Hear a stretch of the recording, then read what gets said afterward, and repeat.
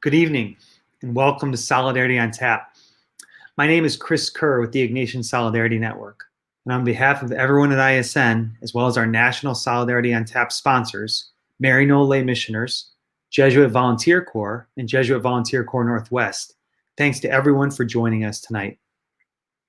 For over 15 years, the Ignatian Solidarity Network has been uniting the Ignatian family, meaning the Jesuit network, as well as those who are inspired to work for justice through the spiritual tradition of St. Ignatius of Loyola, to build a more just world through faith-based social justice formation, education, and advocacy.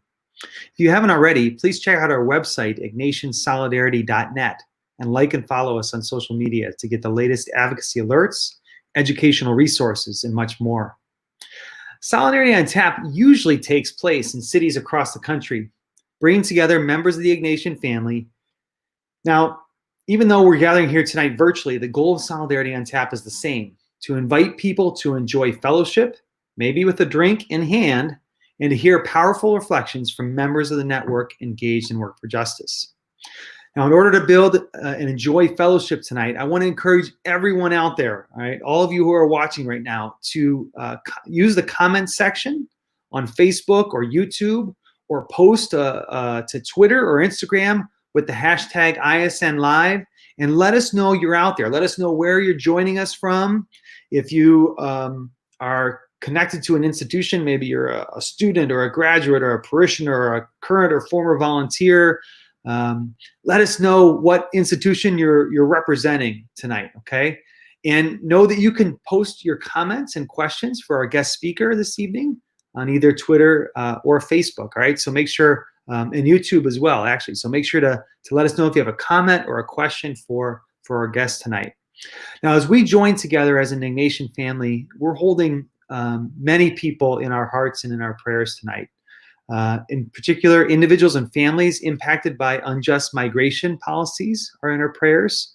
We also hold in our prayers all of the people affected by COVID-19, as well as those who have been victims of race-based violence.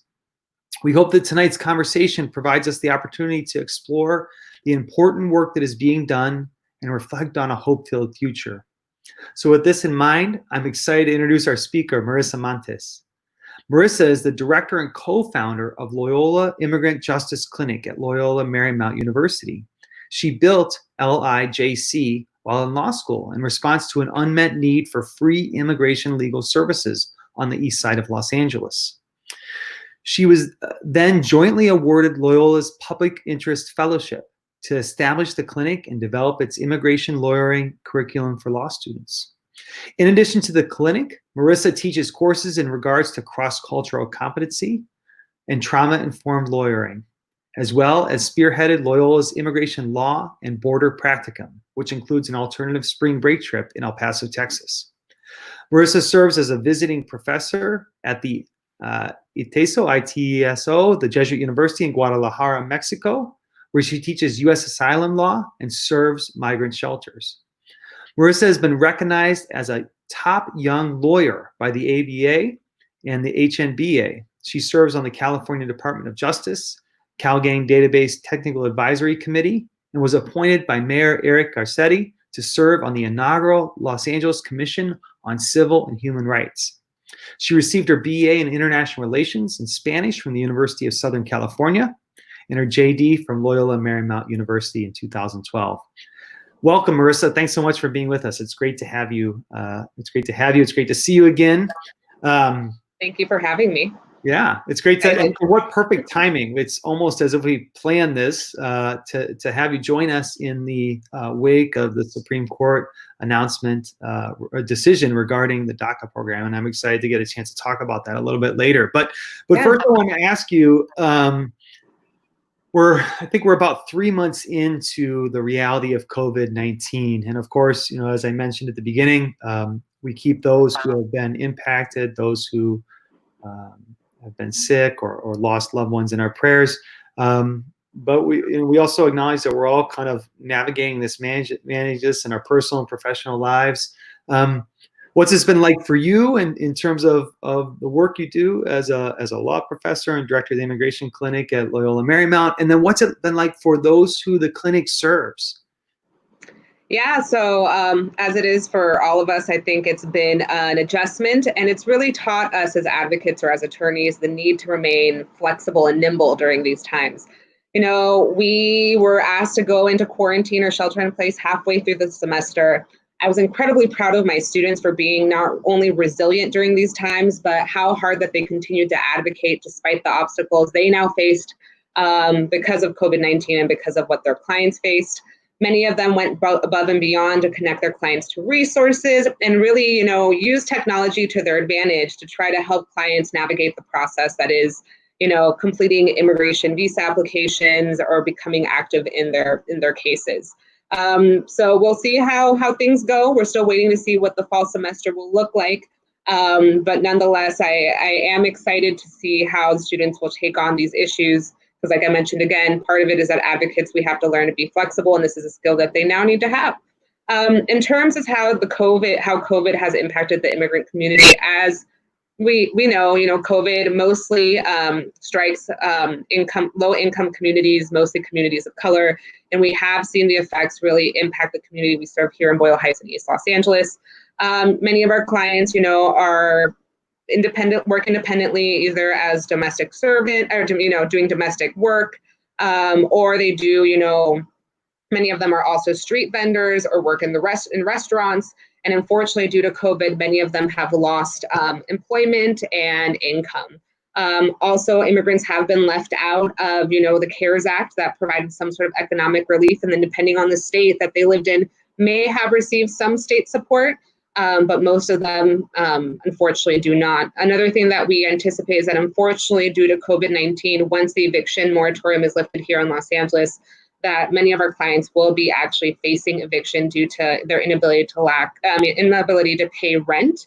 So part of what we want to do, too, is mobilize to address these issues that will be impacting the immigrant community that's outside of immigration law.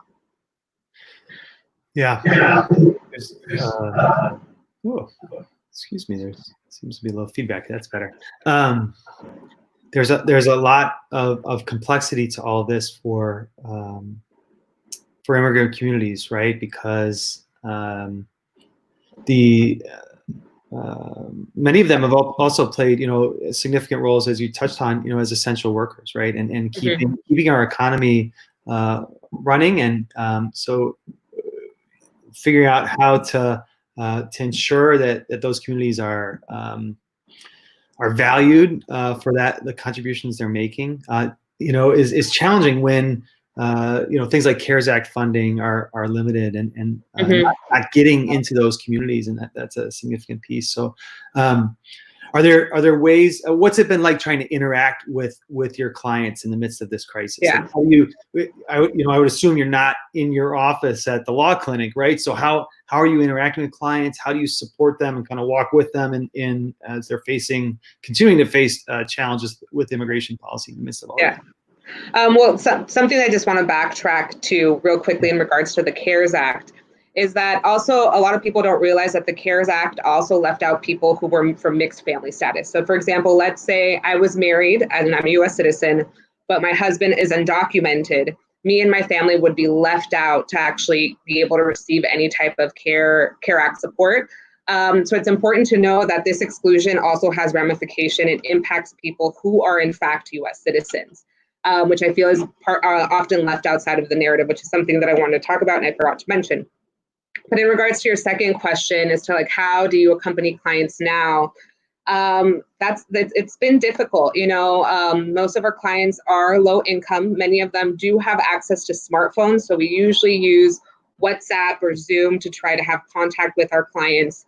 Via video chat, which is not ideal, especially because we want to be able to connect with our clients specifically because we often go out over really sensitive issues in their lives. But part of it is that we just have to remain adaptable during these times. And another thing too is just being mindful of the situation that your client's in and being flexible.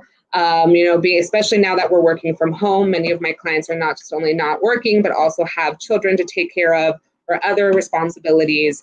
So trying to be flexible in terms of schedule to make sure that we're accommodating and that we're actually the ones that are coming to them than forcing them to come to us.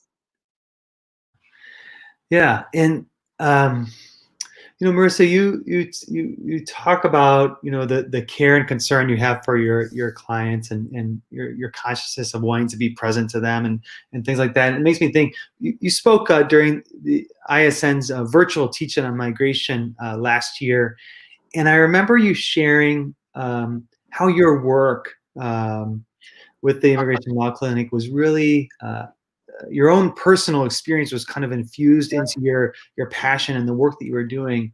You shared a lot about how your life story, the story of your family, has really impacted you. Could you tell us a little bit about kind of that story and how it has kind of gotten you to where you are and kind of really set you up to be that very conscious, caring, kind of compassionate person engaging with folks? Yeah, I'm happy to. Something that I always tell people, or that I tell my students too, is that you want to do this work not because you only have an interest in it or because you care about the issue, but because you truly have a love for the community that you're serving. My story and my connection to immigrant rights issues is incredibly personal. I am an immigrant. I was born in Guadalajara, and I was brought to the United States at the age of 2 by my parents. And like most immigrant families, we did face a lot of obstacles in entering the United States and adjusting to a new life and a new culture. Unfortunately, upon arriving to the United States, my family did face homelessness. And we were actually taken in by a Cambodian family who allowed us to live with them for about a month while my dad was able to get himself back up on his feet and get a place of our own. And then when we moved from living with this family into Culver City, there was 2 other immigrant families that helped my mom greatly adjust to the United States or adjust to LA in terms of barriers with the language, getting used to just cultural norms. And it was an Iranian family and also an uncle of mine, or who I considered him to be my uncle, who was from Brazil. And then moving on, just throughout my life, I've had actually many people offer their help and support to me as someone as a young immigrant woman of color. And I felt that it was my duty to make sure that I paid it forward. But not just as a duty or responsibility, but like I mentioned, out of love for my community and a love for those who really forged the path for me. I feel incredibly privileged to have the opportunity to be where I am, especially as a woman of color, especially as a professor and as an attorney. Latinas only make up about 2% of attorneys nationwide. And I want to make sure that other young women like myself are coming from low-income communities, communities of color, immigrant communities, have these opportunities, not in terms of only becoming attorneys, but having an opportunity to thrive in this country, which is my home and which I love. So it's really been, my work is very much a testament of my life and of those who have forged the way for me. Thanks, Marissa. That's great.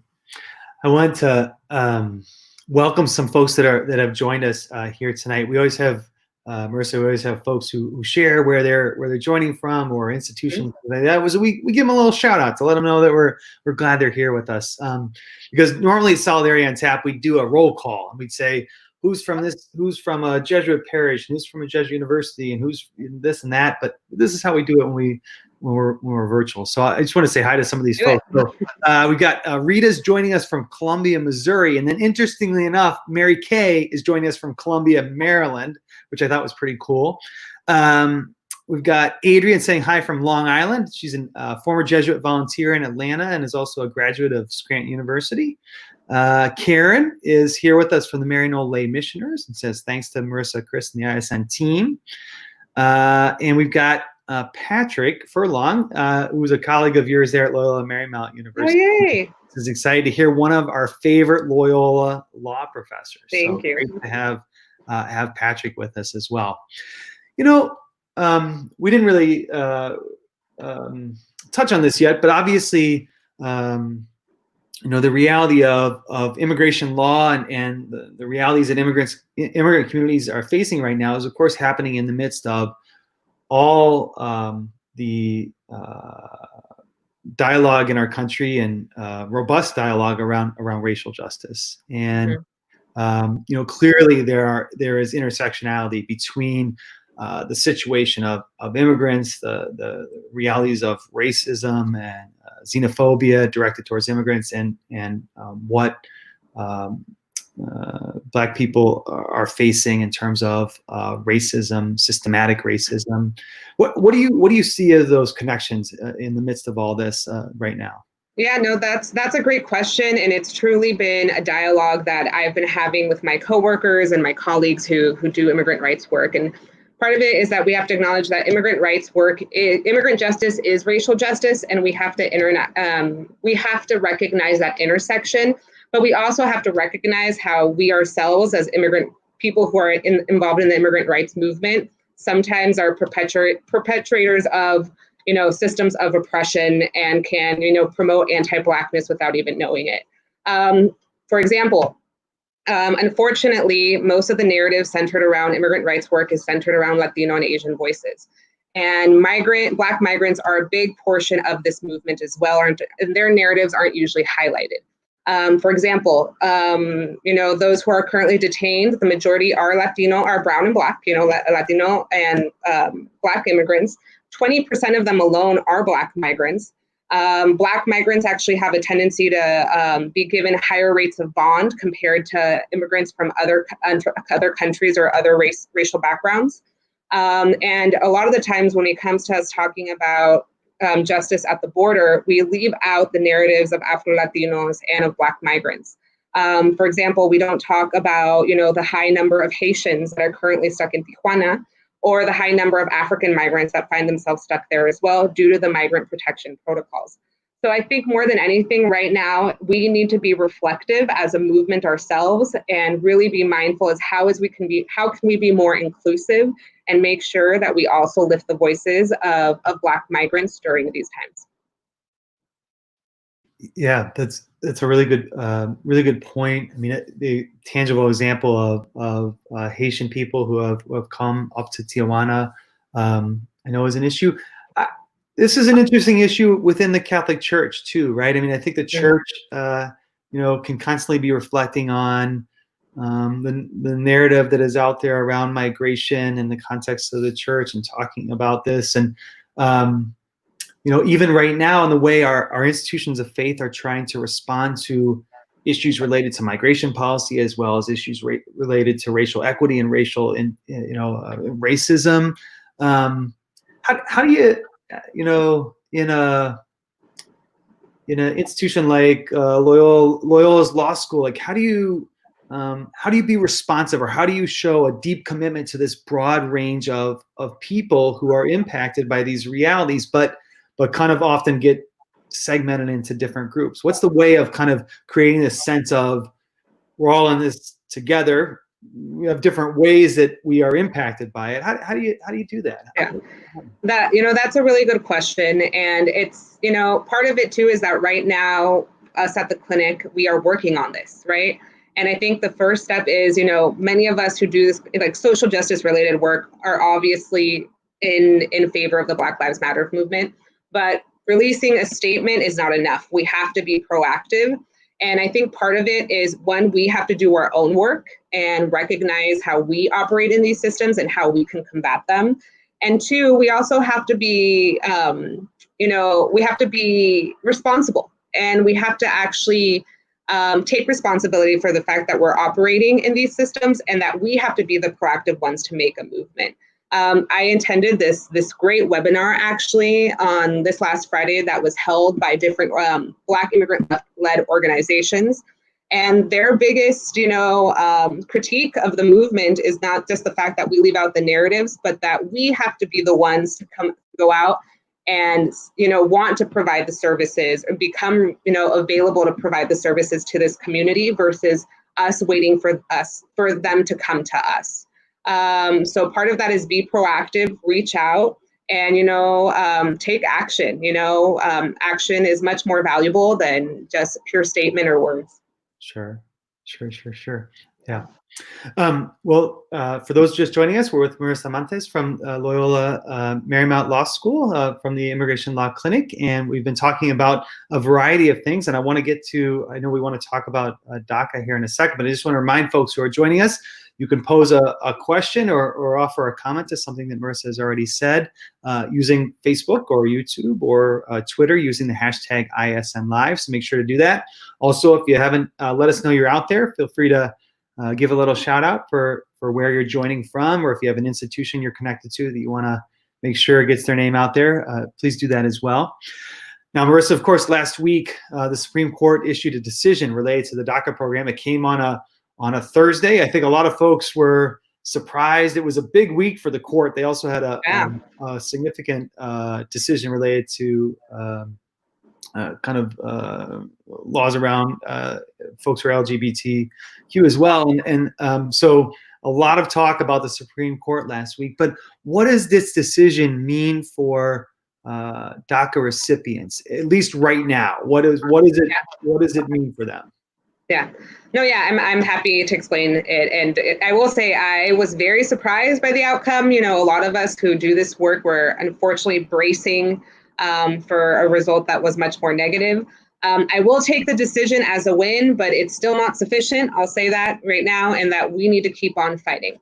So kind of to summarize what the Supreme Court decision says, it actually doesn't cover the legality of DACA. It doesn't say is DACA a valid executive order or anything like that, or did Obama actually give some, DACA recipients some sort of legal status. They hint to it, but that was not actually the crux of the decision. So the decision really went over if the Trump administration or the Department of Homeland Security, if they took the proper mechanisms to actually end with the DACA program, right? So it was more of a procedural decision per se, to go over did the actual government do it properly to take DACA away, than actually cover, like I said, the basis of what does DACA actually mean, okay? So long story short, what that means is that the Supreme Court recognized that what the Trump administration did was incorrect. So hence DACA stands, right? So USCIS, which is the department that issues DACA, or reviews DACA applications and adjudicates them, must reinstate the program in full, which means that DACA recipients who never had DACA before can file initial applications, renewals continue, and hopefully advanced parole becomes an option again for DACA recipients. Like I said, the DACA decision does reinstate the program in full, but part of it is that we have to wait to hear the instructions by USCIS as to how it's going to reinstate the program before we can actually start submitting advanced parole applications. I know individuals are still, right now, some people are already moving forward with submitting initial applications. We don't know when those will be adjudicated, but yes, USCIS should be reinstating the program in full. So we'll see. Another thing that you do have to be mindful of is that this decision did recognize that the Trump administration, or that the executive branch does have the authority to rescind executive orders. But we anticipate that, due to the fact that it's election season and that November is coming around, the Trump administration doesn't actually have sufficient time to try to rescind DACA once again. But again, can't put anything past this administration. Yeah. So let's talk about a few elements of that. All right. You talked about people can now apply. People that did not have DACA before can apply. So who would be eligible to apply at this point in time? Yeah, so it's usually going to be kids who didn't age into the application process, because you had to be 16 in order to apply for DACA. And so kids who may have been younger, like kindergarten, elementary school, bad at math, whatever it may be, and are now eligible to actually apply for the program can. So that's what it means. So so it would have to be to go over the elements of DACA. To be honest, I'm blanking on them right now. But yes, people who didn't make it into the program before should be able to make it in. Gotcha. Yeah. And advanced parole. Yes, that's a big one. That is. Can you explain that for us? So advanced parole is something that I've been talking to a lot of the DACA recipients about right now. Is basically a travel document that permits you to leave the United States and re-enter. Obviously, it can be risky because every time you leave the United States and re-enter, it's really at the discretion of the Border Patrol agent that reviews your entry to allow you in. But it can have benefits down the line for DACA recipients in terms of to be able to access the ability to adjust status, meaning obtain a green card. For example, let's say a DACA recipient, entered illegally as a child, entered without inspection, leaves with advanced parole and can come back in. They now have a protection called 245A, which is basically a lawful entry or admission. So when they submit, let's say they get married to a U.S. citizen, obviously because they love them, and they submit a family petition, they can actually do the entire process within the United States and get their green card here without having to leave the country to present themselves to a consulate office abroad. The benefits too is that obviously it gives them the ability to leave, usually only for family emergencies, an educational purpose, or for business purposes. So what I'm hoping is that if COVID goes away and advanced parole is in fact reinstated, that we can do some sort of a broad trip with DACA students to do some sort of service work, educational related work at the law school, so that they are then able to have that lawful admission back into the United States. Yeah, because this is, people don't necessarily appreciate that a DACA student studying at a university doesn't necessarily have access to all the experiences, international, whether short-term or long-term, educational experiences, immersion experiences, things like that have been precarious, right, for DACA recipients. Yeah. So, and then just one more thing that I wanted to say for any DACA recipients that might be watching, if you're interested in advanced parole, it's really important that you consult with an immigration attorney, because if you have, for example, certain criminal convictions happen sometimes, right? And even though you get them expunged, it may not necessarily permit you to re-enter the United States or certain immigration issues. So it's really important that before you travel, please consult with an immigration attorney. Yeah. That's really interesting. And are there, do you think there are things that those who are offering legal advice to immigrant communities and specifically, DACA recipients or potential DACA recipients, like what would be kind of the message that you would send to, immigrant families that maybe are excited by this news but trying to understand it? Would that be the message first and foremost? Like, find legal assistance to understand your options? Yeah, no, the one thing that I always tell people, even when I do community education events and they tell me like, well, I know that I don't qualify for anything. You never know. It's better to just go get a consultation, because sometimes you might be surprised and you may qualify for something, or you should just be well aware of your rights as well. So please go find an attorney. Also, there's been multiple times where I do consults for DACA recipients in specific, and I find out that they actually qualify for something more permanent. For example, there's something called special immigrant juvenile status for children who are under the age of 21 who've been abused, abandoned, or neglected by one or both of their parents. So let's say, unfortunately, you had a parent pass away. You might actually be able to qualify for this visa that then gets you your green card. So it's really important to make sure that you consult with an attorney. Great. All right, that's some good advice for immigrant communities, to be sure.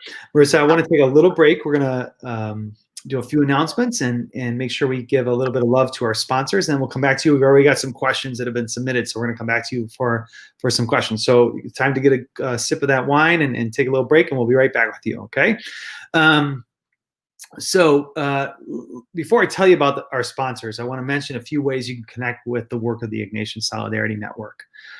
Tomorrow, Thursday, June 25th, from 8 p.m. to 9 p.m. Eastern Time, ISN invites you to join a virtual Ignatian prayer vigil for lamentation and racial justice on the 1-month anniversary of the killing of George Floyd.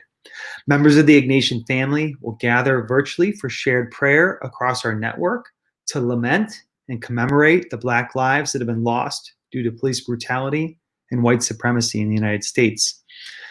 So make sure to join us. You can visit ignatiansolidarity.net and find more information about that, or tune in at 8 p.m. Eastern Time on Facebook or YouTube. Also, are you interested in initiating or deepening your Jesuit parish's commitment to racial justice and equity? Join with lay and ordained leaders from churches across the U.S. to explore ways to bring racial justice work to life in your parish through reflection, conversation, prayer, and action.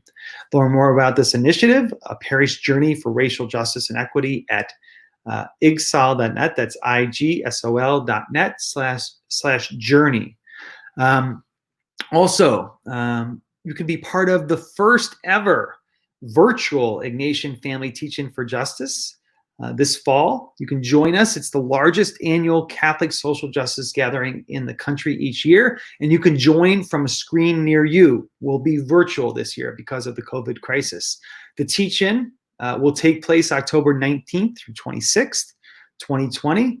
And additional information and the link to register can be found at ignatiansolidarity.net/IFTJ. Also, I would like to invite everyone who's watching tonight to join us in calling on the U.S. Senate to bring to the floor for debate and pass legislation that provides a pathway to citizenship for DACA recipients while ensuring protection for their families and other community members. You can join us tonight right now by taking out your phone and texting the word HOPE, H-O-P-E, to 202-800-1541. And we hope you will take action. It's a key time to call on our legislators, as Marissa shared with us. The Supreme Court decision was a brief win, but not a long-term solution, and we still need a legislative solution for DACA recipients and their families. And now let me tell you about our sponsors.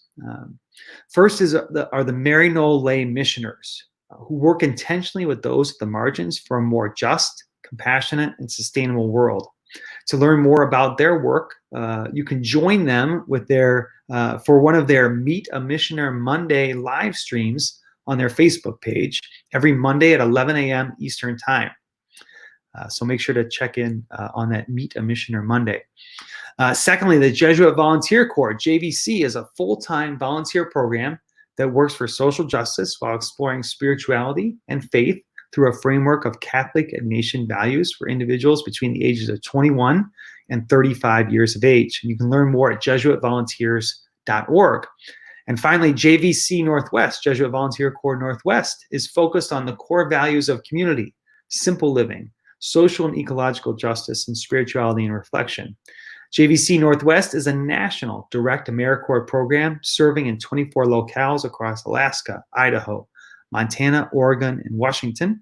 You must be 21 or over to be eligible for JVC Northwest, and you can learn more at jvcnorthwest.org.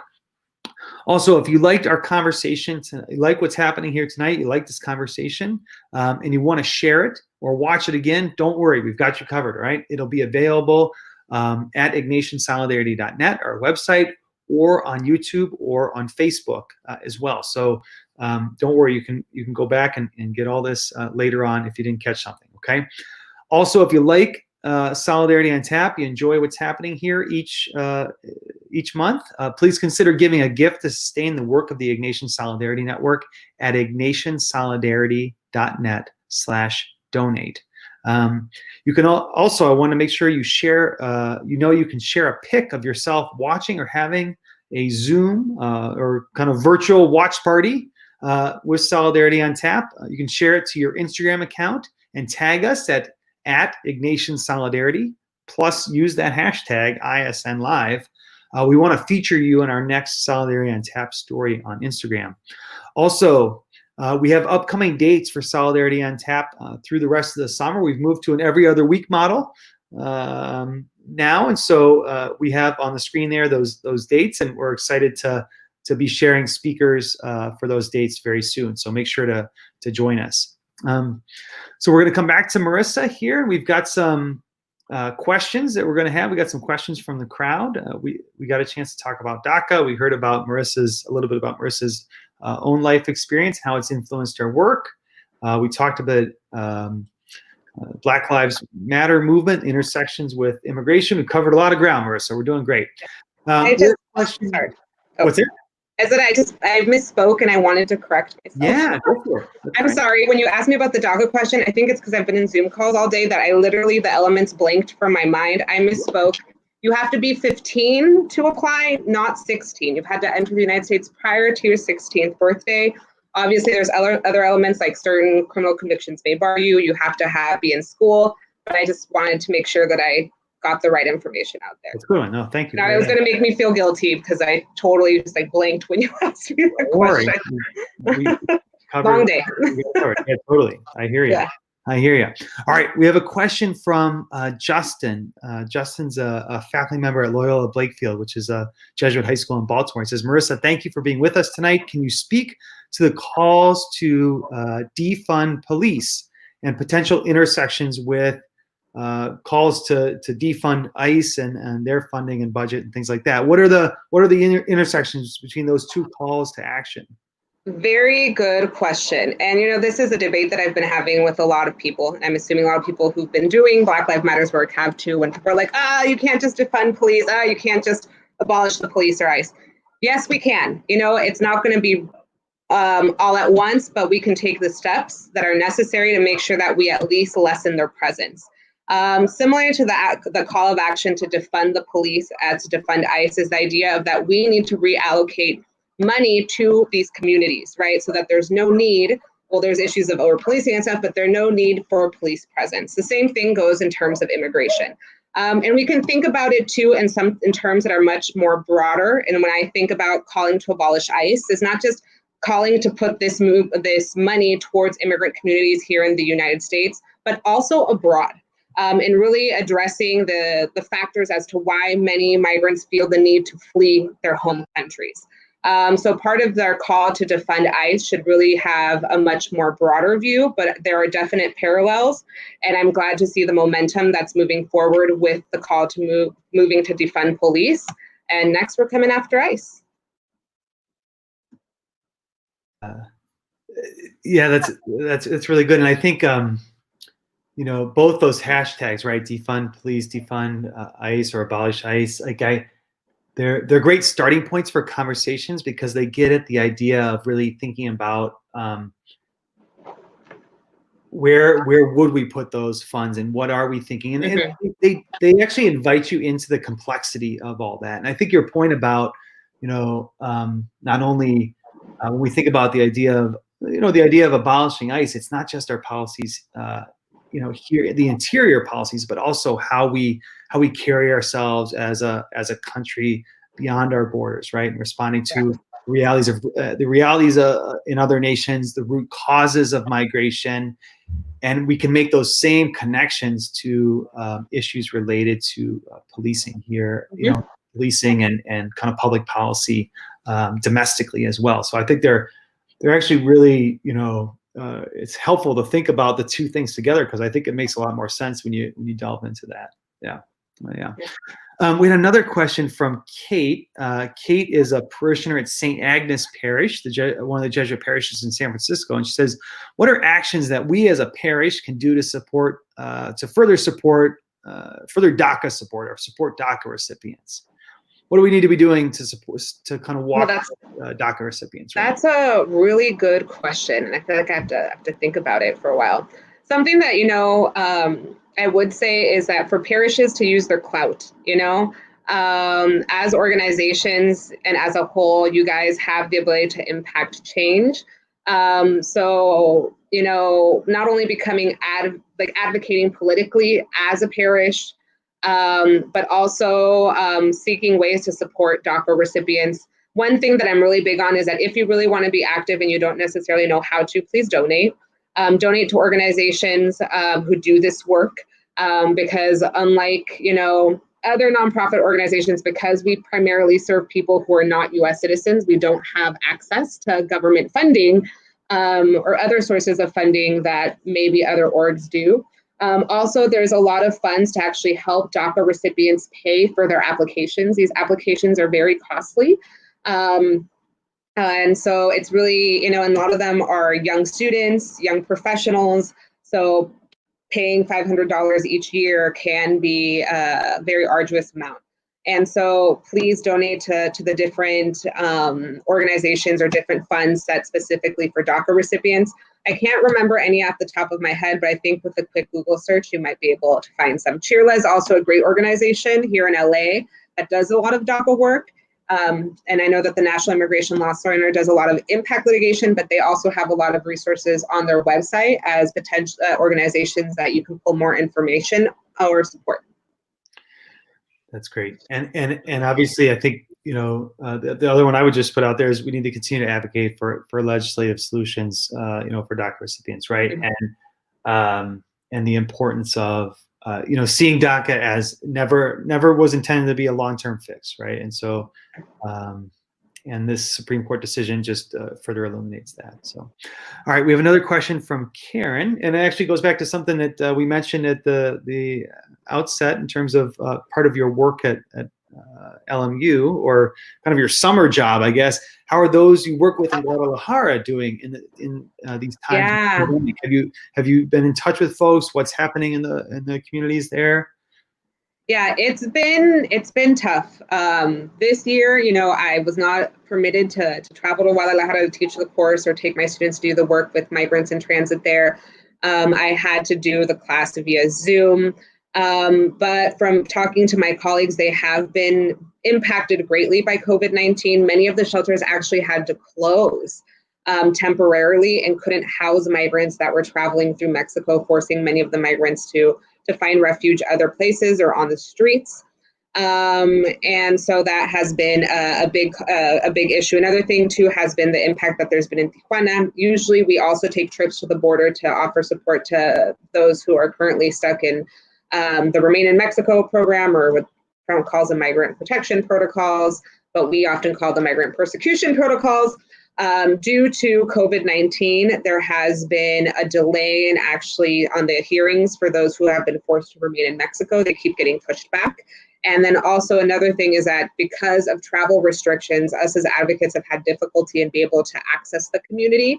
So we're seeing them just kind of, these cases are stagnating, and migrants are being forced to remain in Mexico with no support whatsoever. So it's been incredibly frustrating for us to advocates because you feel kind of helpless in your ability to do anything. So yeah, it's been really tough. Yeah. Marissa, I wanted to, before we finish up, I wanted to come back to something you shared when you spoke during the virtual teach-in on migration last year. I love this quote. You said, in moments of darkness, compassion has the power to renew light. And I thought that was a beautiful imagery. And I wondered if you could reflect on that a little bit, or what that maybe what that means to you right now. As you think about the current realities of immigration policy, of racial inequity in our society, and things like that. How does that resonate with you today? Yeah, it's tough right now, with everything that's been going on with COVID and the unfortunate, what we're seeing with the Black Lives Matter movement, which I don't want to say I didn't mean unfortunate, but I meant unfortunate in the sense that it had to come until now, right? Because these are issues that have been impacting our communities since the commencement of this country, right? But I will say that right now, when reflecting on this, I've been incredibly moved by the power of the Black Lives Matter movement and the change that it's been able to really invoke, not just only in motivating people who may have been just on the sidelines to get involved, but really pushing our governments to take action. For example, here in LA, the fact that that Black Lives Matter got the mayor to actually take away from the budget from law enforcement is a win. One that I really was, even though it was a small percentage of the overall budget that goes to LAPD, that is something that has never been seen before. And really seeing the power of movement and power of our communities and of the people to rally for change. And I think it really shows the effectiveness of us in numbers and in community. So I'm really hoping that we keep this momentum up, because despite of everything that has happened in 2020, that has given me so much light, has given me so much energy, and also, what is the word? It's coming to me in Spanish. This is what also happens to me when I'm grading homework in Spanish. La esperanza, or the hope, I'm sorry, that we will come out strong out of 2020 and hopefully that this motivates people to get out and vote and get Trump out of office. So yeah. That's what I would say, that has been the ray of light, has really been the Black Lives Matter movement and the change that they've been able to affect so far. That's a great note to kind of end on, and I really appreciate your point about the election and the importance of, I think what the Black Lives Matter movement and what the DACA Supreme Court decision have offered us is we have stories of people to take with us into the voting booths and to consider as we choose, the candidates and that we want to represent us at all levels of government, not just the federal level, right? And so we have lots of good content and narrative of people's lives to really reflect on as we approach this election. So, well, thank you so much. Thank you for your continued hope in the midst of a lot of darkness that exists in our world today, in the context of your immigration world as well as beyond. And we're grateful for the work that you're doing there at LMU Law School with the Immigration Clinic, your partnership and things like that, and for being with us tonight, Marissa. Thank you so much. Thank you for having me. Yeah. Grateful for it. So, and just a reminder, as I said earlier, if you liked our conversation this evening and want to share it or watch again, all of this that we talked about tonight, as well as previous Solidarity on Tap videos, are available at ignatiansolidarity.net or on YouTube or our Facebook pages. And we hope you can join us in 2 weeks for Solidarity on Tap again. Thanks to everyone, and have a great night.